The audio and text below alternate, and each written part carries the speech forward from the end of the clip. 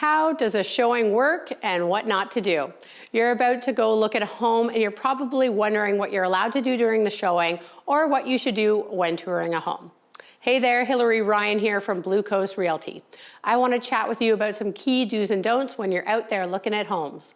Whether you're a first-time home buyer or a seasoned pro, these tips will help you make the most out of your home tours. So let's dive in.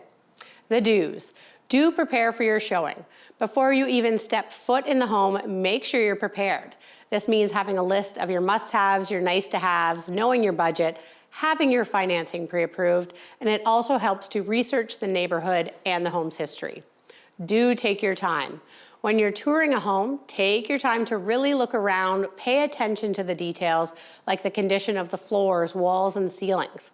Check out the layout and see if it's going to fit your lifestyle. Remember, this could be your future home, so don't rush. Do ask questions. Don't be shy about asking questions. Whether it's about the age of the roof, the type of heating systems, or the local schools, getting answers to all your questions will help you make an informed decision.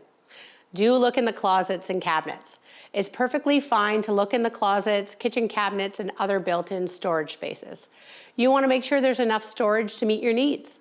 Just remember to be respectful and don't go through personal items like dresser drawers. The don'ts.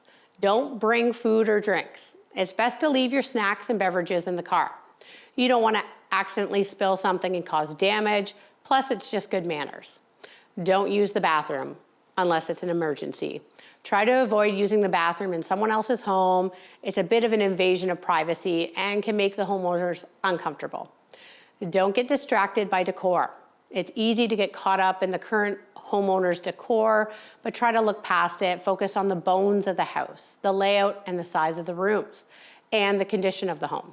Remember, you can always change paint and, carpets. Don't forget to take notes. If you're looking at multiple homes, it can be hard to remember which one had the great backyard and which one had the updated kitchen.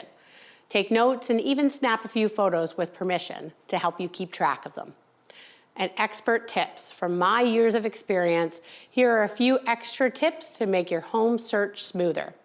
Trust your instincts. Sometimes a home just feels right. Trust your gut.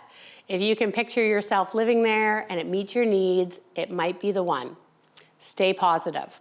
The home buying process can be stressful, but try to stay positive.